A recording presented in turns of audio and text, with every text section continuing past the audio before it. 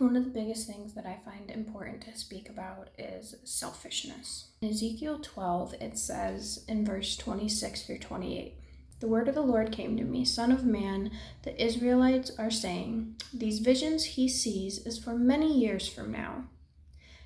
And he prophesies about the distant future. Therefore, say to them, this is what the sovereign Lord says. None of my words will be delayed any longer.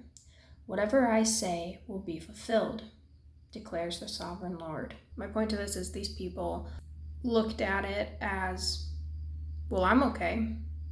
The future's not going to be okay, but I'll be okay.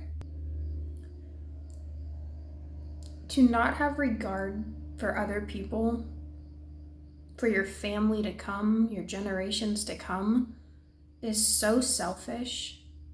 Deuteronomy 6 through 7. "These commandments I give you today are to be on your hearts. Impress them on your children. Talk about them when you sit at home and when you walk along the road, when you lie down and when you get up." And then going to Ezekiel 3, verse 18 through 19. "When I say to a wicked person, you will surely die, and you do not warn them or speak out to dissuade them from their evil ways in order to save their life, that wicked person will die for their sin, and I will hold you accountable for their blood." It is part of our job.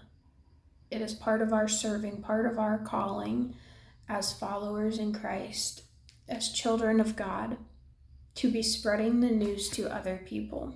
Not to be selfish, but to humble ourselves and put others before ourselves. And to not tell somebody about God hold you accountable, because if God placed that in your life and you chose to reject God's calling in your life, you are held accountable. If you refuse to even try to save a person from drowning or try to save a person from a building that is on fire and you are the only person around, you're going to feel that way on your conscience for the rest of your life.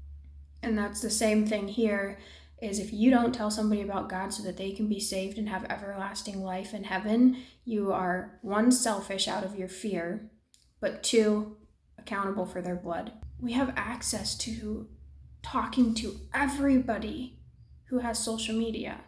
And instead we sit there and we waste our lives away being lazy and swiping on our phones. That's it, pretty much the same thing that they're saying here, that, that's a future's problem, not my problem right now. If you refuse the calling he has placed on you, you are also rejecting God. I hope you have a beautiful, blessed day, a beautiful, blessed week, a beautiful, blessed life. Godspeed.